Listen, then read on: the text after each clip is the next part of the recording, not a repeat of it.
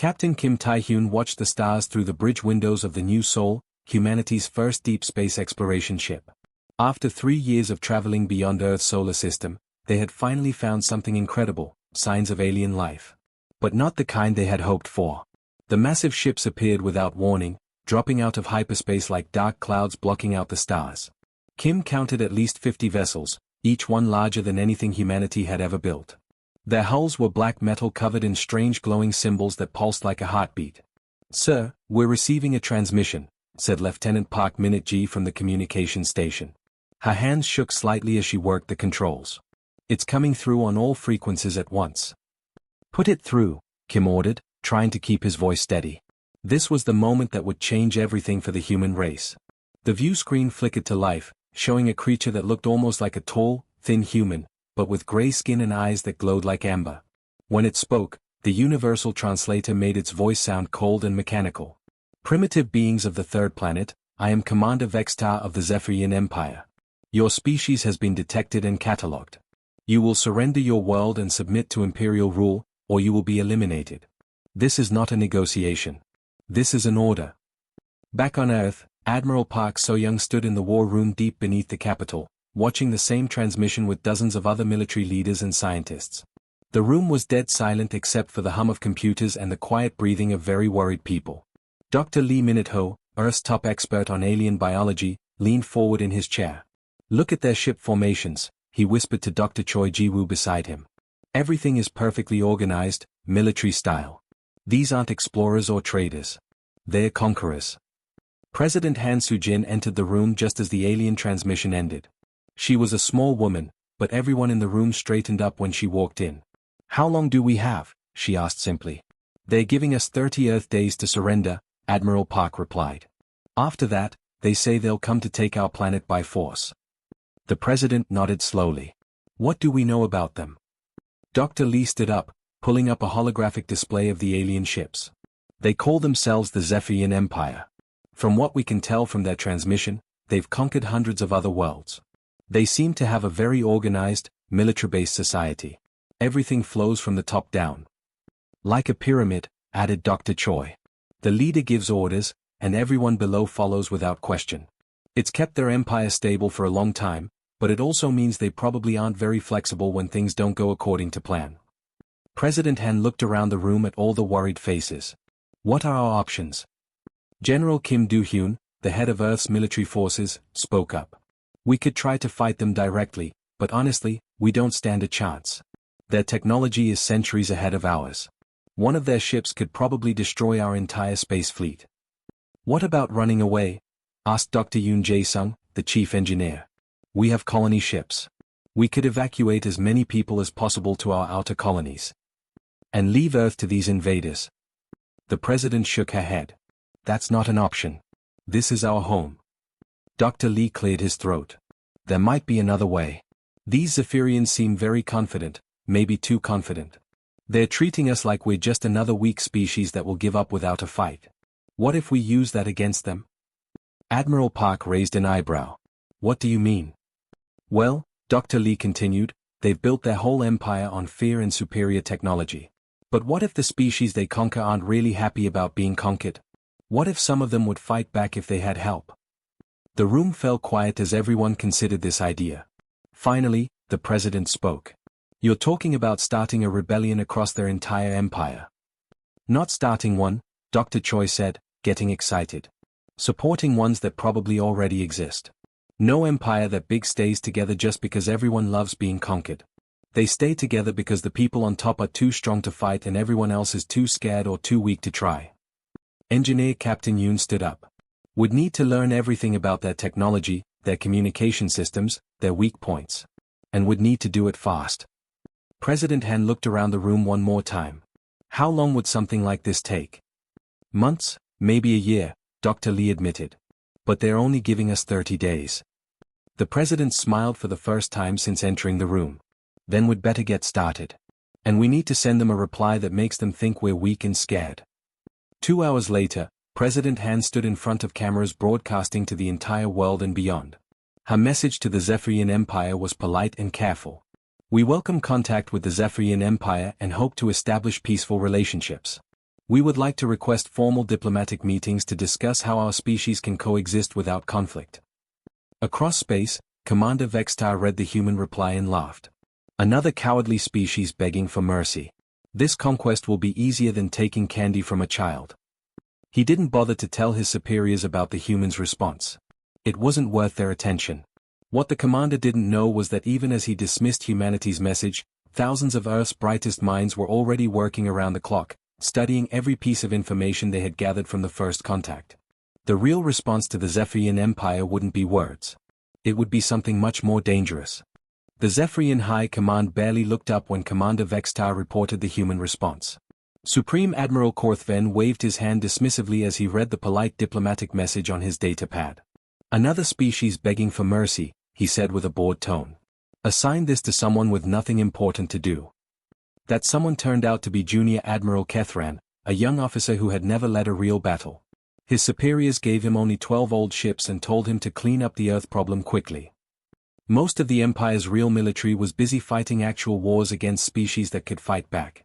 Consider this good practice, his commanding officer told him. These humans seem especially weak. They're probably already preparing to surrender. Meanwhile, on Earth, the real work was happening in secret facilities hidden in mountains, under oceans, and in the dark side of the moon. Engineer Captain Yoon Jae-sung hadn't slept in 3 days as he worked in the underground lab beneath the Swiss Alps. Show me the transmission data again, he told his team for the 100th time. Around him, dozens of scientists and engineers stared at holographic displays showing every detail of the Zephyrian ships and technology. Lieutenant Commander Nam Haijin pulled up the communication protocols. Look at this. Every single message goes through their central command ship first. No ship talks directly to another ship. Everything has to go up the chain of command and back down. That's incredibly inefficient, said Dr. Beck Dornwook, shaking his head. But it also means they have complete control over information. No one can say anything the commanders don't want them to say. Captain Yoon studied the ship designs more carefully. These aren't exploration ships. They're control ships. Look at these communication arrays, they're designed to send orders, not to explore or research. This whole empire is built like a giant military machine. In another facility in Japan, Dr. Kim Sujin was working on something equally important, understanding the people the Zephyrians had already conquered. She had spent weeks analyzing the background data from their first contact transmission. I found something interesting, she announced to her team. The Zephyrians mentioned they controlled 200 star systems, but look at this energy signature data. Some of their ships are using different power sources. These aren't all Zephyrian ships. Her assistant, Dr. Park Hyun-woo, leaned over the data. You think some of these ships belong to the species they conquered? Exactly. And if they're forcing conquered species to fight for them, those species probably aren't very happy about it. While the scientists worked, something else was happening all across Earth. Thousands of civilian ships were being launched into space every day. The official records called them colonization vessels and trade expeditions. Most carried families moving to humanity's outer colonies, along with supplies and equipment. The Zephyrians were watching, of course. They intercepted many human communications that talked about keeping civilians safe and avoiding unnecessary bloodshed. Commander Vextar read these messages and felt even more confident. They're already running away, he told Junior Admiral Kethran during a communication call. By the time you arrive, there probably won't be anyone left to fight. What the Zephyrians didn't notice was that these civilian ships were carrying some very unusual passengers. Captain Song Minutsu looked like an ordinary space colonist, but he had spent 10 years in Earth's Special Forces. His official job was agricultural specialist, but the sealed containers in his ship's cargo hold contained advanced computer equipment and hacking tools. Agent Kwok Sora was listed as a cultural researcher on her ship's manifest, but she had been trained in 17 different languages and knew more about starting revolutions than most people knew about their own jobs. Her ship was officially heading to establish a new human colony, but its real destination was deep in Zephyrian space. All across the galaxy, dozens of these ships were quietly making their way to different parts of the Zephyrian Empire. Their crews looked like ordinary human civilians, but they were actually Earth's most skilled spies, hackers, and military specialists. Back in the Swiss facility, Captain Yoon made a breakthrough. I've figured out their network system, he announced excitedly. Every Zephyrian facility, every ship, every communication relay, they're all connected to central command nodes. If we can access those nodes, We could control their entire empire, Lieutenant Commander Nam finished, her eyes wide with realization. Dr. Beck looked up from his cultural analysis. I've identified the conquered species most likely to rebel if given the chance. The Velthari people of the Altair system were conquered only 50 years ago and still remember being free. The Mordan species in the Rigel sector have tried to revolt 3 times already. President Han Sujin visited the facility personally to see their progress. How long before our people are in position? She asked. 2 more weeks, Captain Yoon replied. Our ships are almost at their targets. Once they're in place, we can begin infiltrating their systems. And the rebellion contacts? Dr. Beck smiled. Agent Kwok has already made contact with resistance groups on 12 different worlds. They're ready to move when we give the signal. Meanwhile, Junior Admiral Kethran was getting bored during his slow journey to Earth. His ships were old and not very fast, so the trip was taking longer than expected. He spent most of his time reading reports about easy conquests his fellow officers had made. Sir, his communications officer reported, we're picking up more human transmissions. They seem to be talking about evacuation procedures and setting up refugee camps. Kethran laughed. They're so scared they're already planning where to hide. This is going to be the easiest conquest in Imperial history. He had no idea that while he was slowly making his way to Earth, humanity's real response was already spreading across the galaxy like a virus, quietly taking root in the heart of the Zephyrian Empire itself. Junior Admiral Kethran felt excited as his fleet finally arrived at Earth after the long journey. 30 days had passed since the humans received their ultimatum, and he expected to find a planet full of scared people ready to surrender. Instead, his scanning officer gave him confusing news. Sir, the planet appears to be almost empty, Lieutenant Zorvan reported, staring at his instruments with confusion. I'm reading maybe a few 100,000 humans on the entire surface. The rest seem to have evacuated. Perfect, Kethran said with satisfaction. They ran away before we even got here. This makes our job much easier. But as his ships moved closer to Earth, automated defense platforms suddenly came online around the planet. These weren't the primitive weapons the Zephyrians had expected. The platforms moved with surprising speed and their energy signatures were much stronger than anything humans should have been able to build. Where did they get this technology? Kethran demanded as his ships came under attack from the defense systems. The answer came in a transmission from Commander Osahan, speaking from somewhere on Earth's surface. Earth's population has been safely moved to secure locations. If you wish to discuss surrender terms, we are prepared to negotiate. Kethran nearly choked on his drink. Surrender terms? They want us to surrender? Destroy those defense platforms immediately. But even as his ships began their attack on Earth, something much more serious was happening across the Zephyrian Empire. In the Kepler system, the main communication relay that connected 50 star systems simply went dark without warning. The technicians at the station had no idea what happened. One moment everything was working perfectly, and the next moment their entire system crashed. Captain Song Minutsu smiled as he crawled through the ventilation system of the Kepler station. His civilian colonist disguise had worked perfectly. The Zephyrians had completely ignored him when his ship docked 3 weeks ago. Now, the virus he had just uploaded into their central computer was spreading through their network like wildfire. At the same time, in the Rigel mining system, something equally strange was happening. The environmental controls in the mining stations began acting crazy. Temperature controls would randomly switch between freezing cold and burning hot. Our recycling systems would turn on and off without reason. The artificial gravity would suddenly reverse, sending workers floating toward the ceiling. Dr. Park Hyun-woo watched from his hidden position in the asteroid belt as Zephyrian technicians frantically tried to fix their systems. They had no idea that he had been slowly reprogramming their computers for the past month, using access codes that humanity had carefully extracted from their communication systems. The chaos was spreading faster than the Zephyrians could understand. In the Centauri sector, transport ships found their navigation computers giving them wrong directions. Ships that were supposed to jump to nearby systems instead found themselves lost in empty space, their fuel running low as they tried to figure out where they were. Agent Kwok Sora had been working on the enslaved world of Altair Prime for 3 weeks, pretending to be a human trader. She had finally made contact with the Velthari resistance movement, a group of aliens who had been secretly planning rebellion for years. We can teach you how to disable their control systems, she whispered to Veltar, the resistance leader, as they met in an abandoned warehouse. But you have to be ready to act when we give the signal. Veltar's large, cat-like eyes glowed with hope. We have been waiting for this chance for 50 years. Our people remember what freedom felt like. Similar conversations were happening on dozens of worlds across the Empire. Human agents who had been carefully positioned over the past month were now making contact with resistance groups, freedom fighters, and anyone else who hated living under Zephyrian rule. Back on Earth, Junior Admiral Kethran was getting increasingly frustrated. The automated defense systems were much stronger than expected, and his old ships were taking damage. Worse, he was receiving more and more emergency reports from across the Empire.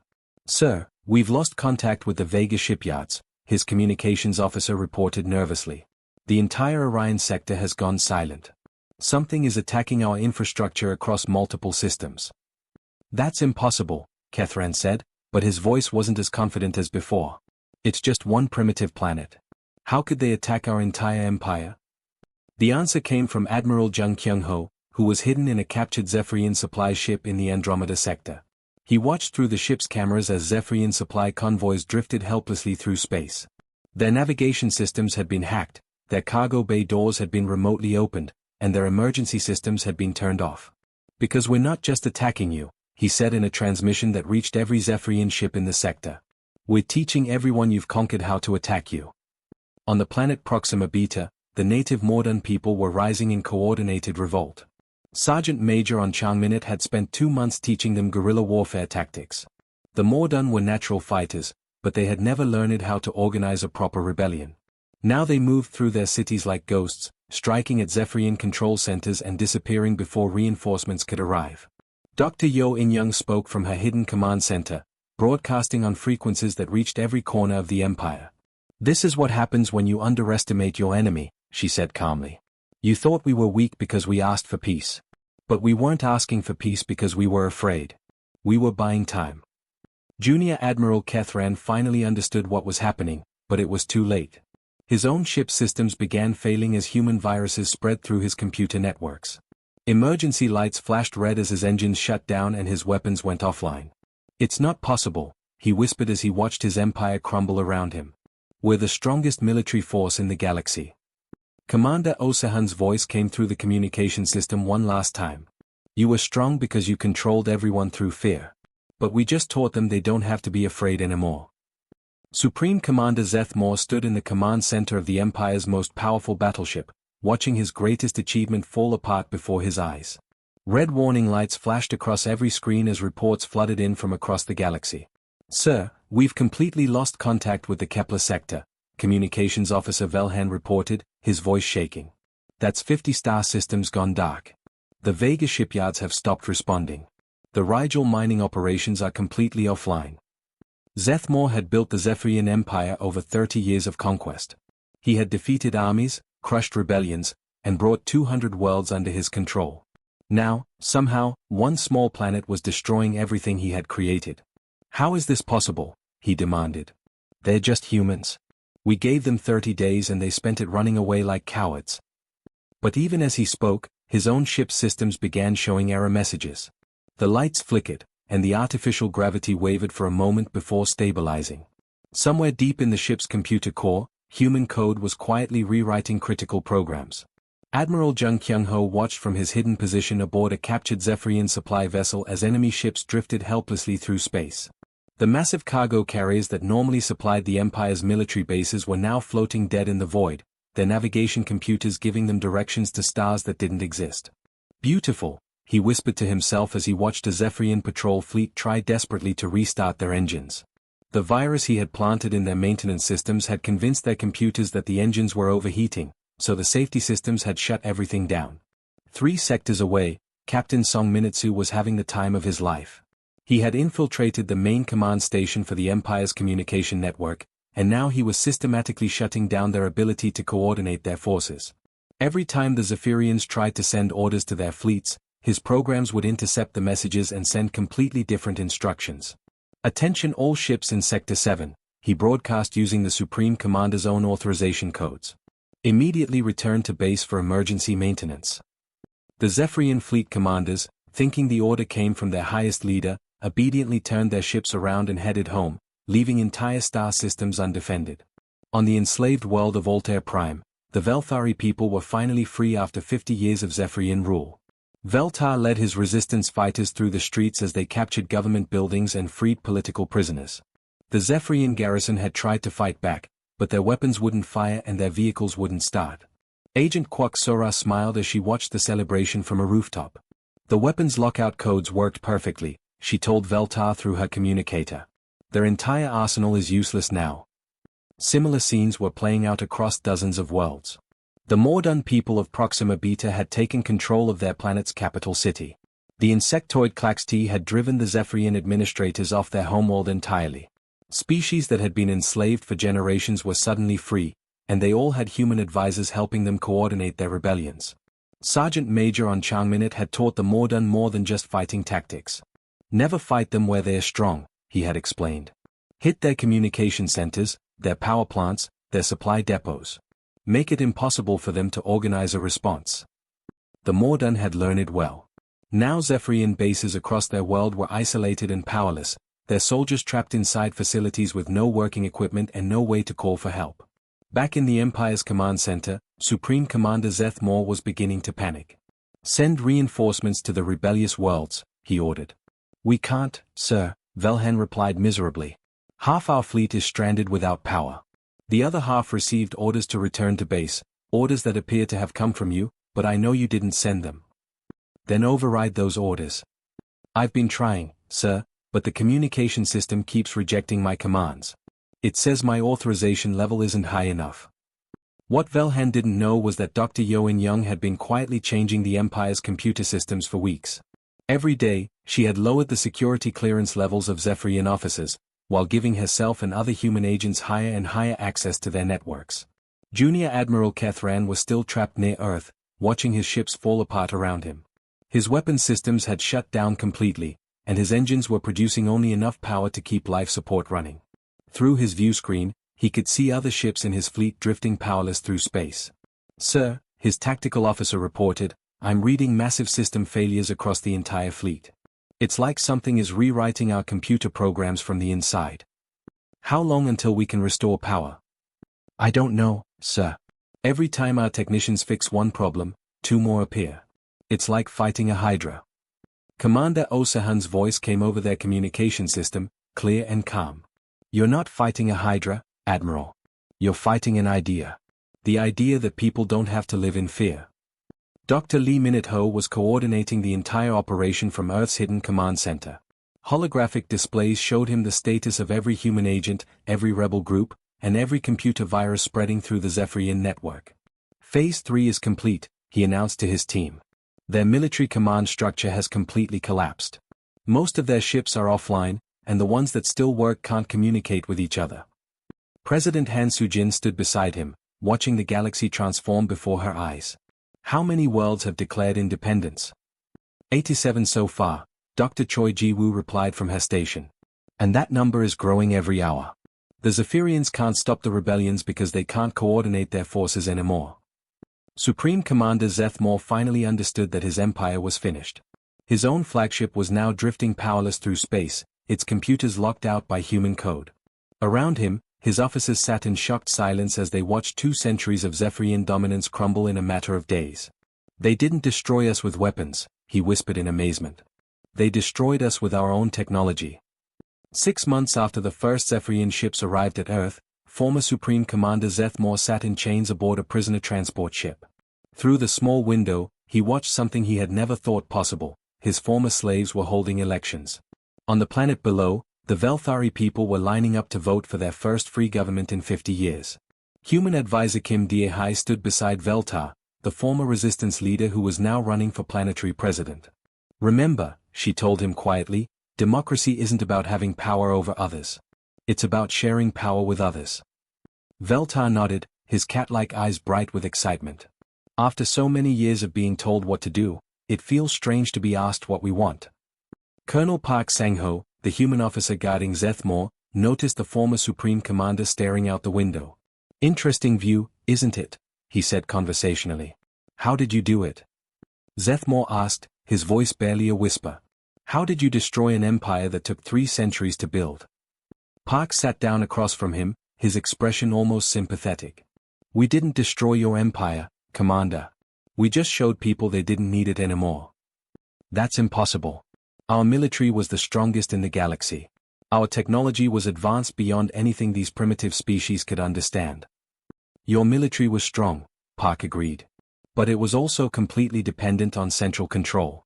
Every ship, every base, every soldier had to wait for orders from above. When we cut those communication lines, your entire army became helpless. Zethmore shook his head in confusion. But how did you infiltrate our systems so completely? Our security was perfect. Park smiled. Your security was designed to keep enemies out, not to stop people you had already let in.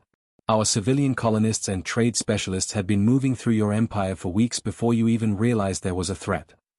On Earth, President Han Sujin stood before the Galactic Assembly, addressing representatives from over 300 worlds. The blue marble that had once been considered a weak, primitive planet was now the unofficial capital of the largest free alliance in galactic history. We never wanted to rule anyone, she said, her voice carrying to every corner of known space. We just wanted to be left alone to live our lives in peace. But when someone threatens our right to exist, we don't just defend ourselves. We make sure that kind of threat can never rise again. In the audience, Ambassador Veltar raised his hand. President Han, many of our people are still afraid. They worry that another empire might try to conquer us again. Han nodded thoughtfully. That's why we're not building another empire to replace the old one. Empires are built on fear and control. They always fall eventually because you can't force people to be loyal forever. Instead, we're building something new, an alliance where every world chooses to participate because it benefits them. Dr. Lee Minute-Ho, now serving as Earth's Minister of Galactic Relations, stood up to address the assembly. Every species here has something valuable to contribute. The Mordan are incredible engineers. The Klaxti are master agriculturalists. The Velthari are natural diplomats. When we work together by choice instead of by force, we're all stronger. Meanwhile, in a hidden bunker on the edge of the galaxy, the few remaining Zephyrian military leaders had gathered to plan their next move. Former Admiral Kethran, his uniform stripped of all rank insignia, looked around the table at his fellow survivors. We need to warn the other empires, he said, his voice hollow with defeat. The Draconian Confederation, the Stellar Hegemony, all of them need to know what humanity is capable of. What good will that do? Asked another former officer. Who's going to believe that one small planet destroyed the greatest empire in galactic history? Kethran activated a holographic recorder. Then we'll show them. His image flickered to life, and he began to speak directly to the camera. My name is Admiral Kethran, former commander of the Zephyrian Fifth Fleet. I'm recording this message as a warning to any empire that thinks about attacking the human world called Earth. He paused, gathering his thoughts. I want you to understand something very important. These humans are not like other species. When most civilizations are threatened, they either fight back with weapons or they surrender. Humans do something different. They learn. The recording continued as Kethran explained exactly how humanity had dismantled his empire. They spent 30 days studying everything about us, our technology, our culture, our weaknesses. While we thought they were cowering in fear, they were actually preparing the most sophisticated military operation in galactic history. They didn't just defeat our military, he went on. They turned our own empire against us. Every species we had conquered, every world we had enslaved, suddenly had human advisors teaching them how to fight back. And they did it all without firing a single shot at our home worlds. The recording ended with Kethran looking directly into the camera. So here's my advice to any empire thinking about expansion. If you encounter that small blue-green planet, don't mistake their diplomatic courtesy for weakness. Don't assume that their talk of peace means they can't fight. Because humanity doesn't just win wars. They end empires. Forever. The recording spread throughout the galaxy within weeks, copied and transmitted from one star system to another. For the first time in galactic history, aggressive civilizations began to reconsider their expansion plans when they heard about the small blue world and its surprisingly dangerous inhabitants. Back on Earth, Captain Kim Tae-hyun stood on the bridge of the New Sol, now upgraded with technology freely shared by humanity's new allies. Through the view screen, he could see ships from dozens of different species working together to explore the galaxy. Sir, Lieutenant Park Minute-G reported, we're receiving a message from a previously unknown civilization. They are requesting diplomatic contact. Kim smiled. Let them know we'd be happy to talk. After all, that's what we're good at.